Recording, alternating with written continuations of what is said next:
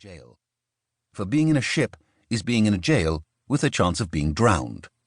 One clergyman who joined a man of war and fled as soon as he was able could not fathom how human beings dwelt in a prison within whose narrow limits were to be found constraint, disease, ignorance, insensibility, tyranny, sameness, dirt, and foul air, and, in addition, the dangers of ocean, fire, mutiny, pestilence, battle, and exile.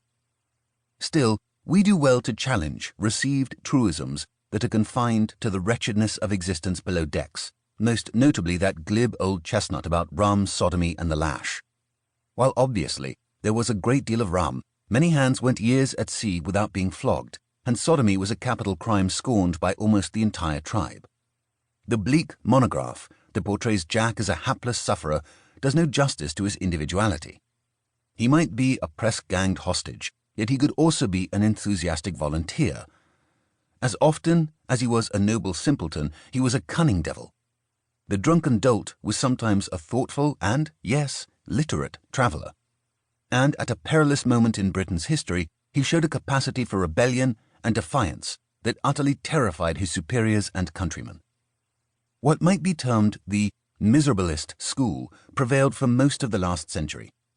John Masefield was a key influence on it, and one might be forgiven for wondering why on earth the poet laureate, who spent part of his early life on windjammers, ever, in the elegiac words of Sea Fever, wanted to go down to the sea again.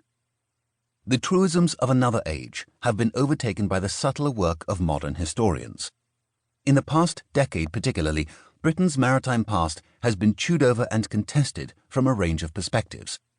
What might be termed a revisionist school has challenged long-received attitudes about matters ranging from the press gang to discipline and social history, provoking vigorous debate among academics not only in home waters but across the Atlantic. While addressing recent scholarship, this book will attempt to advance a different form of narrative. It will do so by confining itself to the lives and experiences of common seamen, as related in their own tales and memoirs and through maritime records.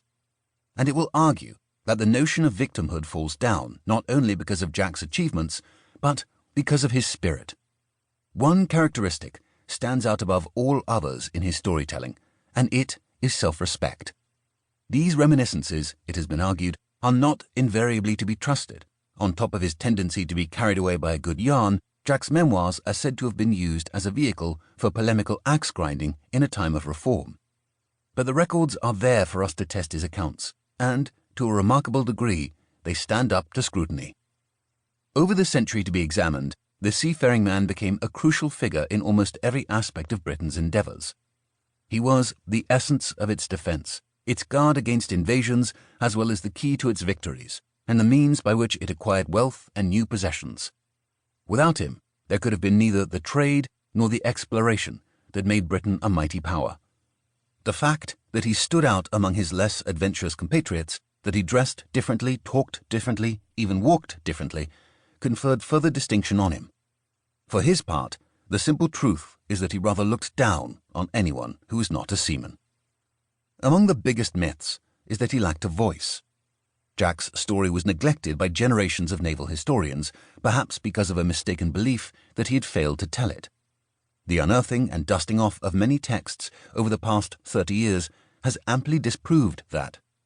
In fact, it is now plain that the Trafalgar moment gave rise to a spate of lower-deck memoirs, including one magnificent fantasy, the life and surprising adventures of Marianne Talbot, related by herself, purportedly by the illegitimate daughter of an aristocrat who followed her seducer to war, joined the Navy disguised as a man, was wounded at the guns on the glorious 1st of June and, unsurprisingly, created the publishing sensation of 1809. Of genuine full-length accounts by plain tars, there are at least a dozen. One of the earliest was the work of William Spavins, who signed on almost 50 years before Trafalgar as an unlettered orphan, and towards the end of his life, disabled by the loss of a leg, living on the charity of benefactors but self-educated to a level little short of erudition, produced a memoir that is as gripping as it is moving. Subsequent accounts extend to the Napoleonic Wars and beyond. One of the most thoughtful is by John Nichol, a shrewd observer and traveller who fought at the Nile but was also an incurable romantic and fell hopelessly in love with a female convict on their voyage to New South Wales. Another romantic